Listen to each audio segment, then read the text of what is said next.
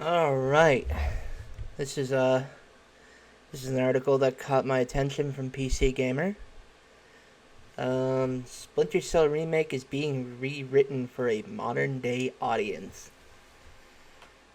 Uh, normally, normally when we see this, that's a major red flag. When something is rewritten for a modern day audience, that usually means they're removing all the stuff that would cause offense, which I don't particularly agree with, because I believe we should not erase history. But then again, I have a copy of Splinter Cell for PS2. I actually just bought those games recently because I wanted to start playing those. So, uh, yeah, I'm gonna have to play that and play this one. But let's get into the article. So yeah, after years of making fans suffer, Ubisoft finally announced back in December 2021 that Splinter Cell is seriously for real coming back in a full remake that it promises will accommodate for the refined palate of modern gamers. Ubisoft, this better not mean your fucking open world bullshit. Is everyone's getting sick of that? Courtesy of a Ubisoft Toronto job listing spotted by PlayStation Universe, we've now got a slightly better idea of what that means. Rather than a straight up remaster, which everyone wouldn't be against, a lot of people would prefer that, of the original Splinter Cell. Producer Matt West said that when the remake was announced that developers are rebuilding it from the ground up while trying to ensure that the spirit of the early games remain intact. They will not. I'm being too cynical here, but I don't think they will. The way current Ubisoft works, I'm imagining a bunch of blips telling you where to go, and I'm imagining them turning it into an open world mess. And I love open world games, but Ubisoft open world games are all the same, and they're just awful. While trying to ensure the spirit of the early games remains intact, a visual overhaul is obviously in the cards. Sorry to tell you this, but Splinter Cell is 20 years old, and some design elements are also being redone to match player comfort and expectations. Yeah, he's got me there. It is a 20-year-old game. Uh, yeah, I guess they would want to update the graphics. That's kind of a given. Uh, we're going to be straddling the line between the spirit of the old and the comfort of the new, so that we can excite and surprise new players, but also make sure that our returning players pick up the controller and they sigh they have a sigh of relief, saying, "Ah, they got it." You're not going to be saying that. Was said at the time. I swear, if I'm wrong, I will gladly be happy to be wrong, but I don't think there's gonna be any sighs of relief. I'm expecting this to be $69.99, like The Last of Us Part One. This is gonna be a $70 game, which, uh, it's not new. It's a remake, so I guess it's technically new, but it's not a new game. But alongside with the updates to technology and accessibility, the job listing for Splinter Cell screenwriter indicates that the story is also going to be extensively rejiggered. Using the first Splinter Cell game as our foundation, we are rewriting and updating the story for a modern day audience, it states. And that's where things tend to go downhill. That's where the Titanic begins to sink and the Hindenburg begins to burn. We want to keep the spirit and themes of the original game while exploring our characters and the world to make it more authentic and believable. Not believable at all, I'm sure. As a scriptwriter at Ubisoft Toronto, you will join the narrative team and help create a cohesive and compelling narrative experience for a new audience of Splinter Cell fans. It's been a long time since I played Splinter Cell, so I can't. So this is the author of the article now. I should express that. It's been a long time since I played Splinter Cell, so I can't say I recall any aspect of the game that leaps out as being in an immediate need for change, but the world itself has changed over the past couple of decades, and Splinter Cell's complicated mix of ex-Soviet strongmen and Chinese renegades, inherent jingoism. I actually looked this word up. Jingoism. um, is derogatory. It's extreme patriotism, especially in the form of aggressive of warlike foreign policy. So yeah, I guess that kind of is what. Then again, I can't really say that's Tom Clancy.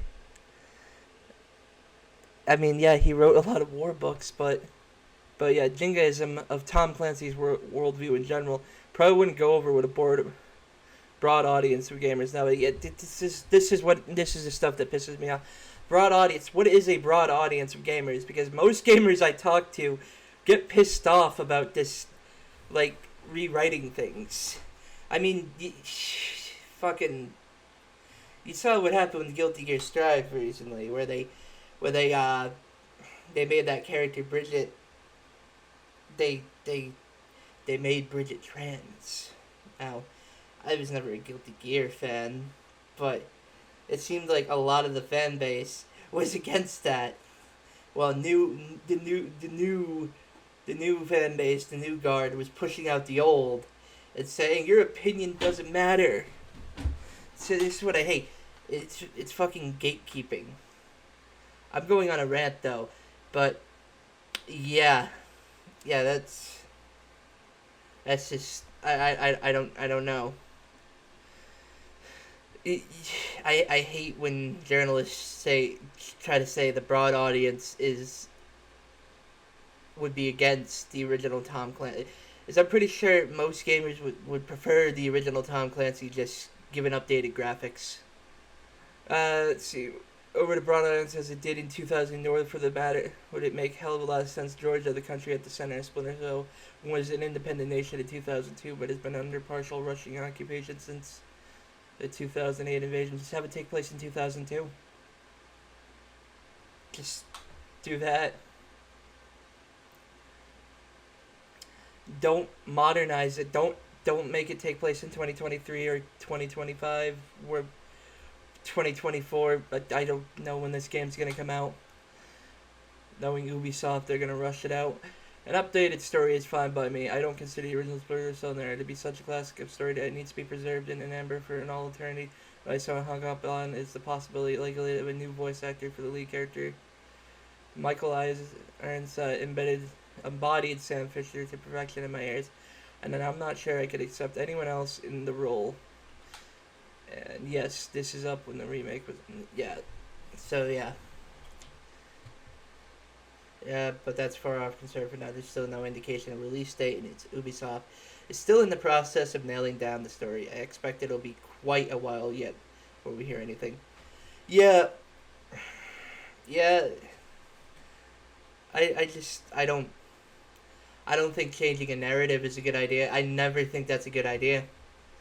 Like, at least with The Last of Us Part 1, they didn't change the narrative. They just updated the graphics to look more in line with The Last of Us Part 2, which that game sucked.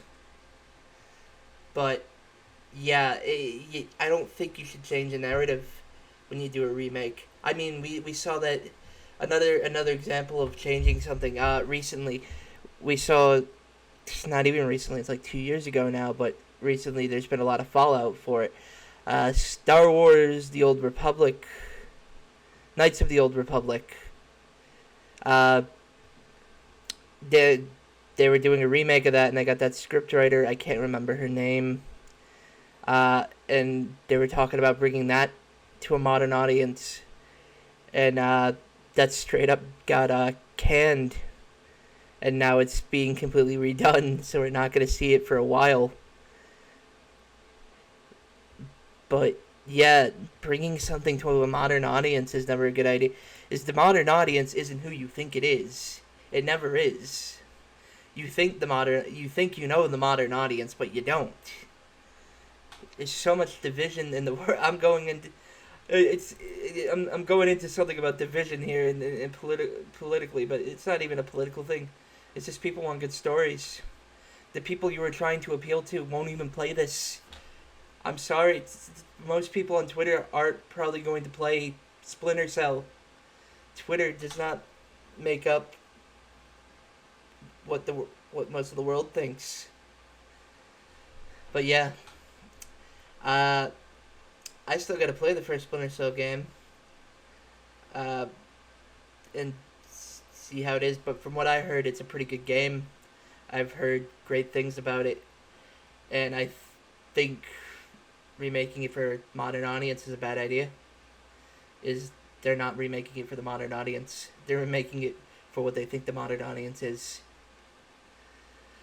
Well, this is Garrus Mod. Like the video if you like it, dislike it if you dislike it.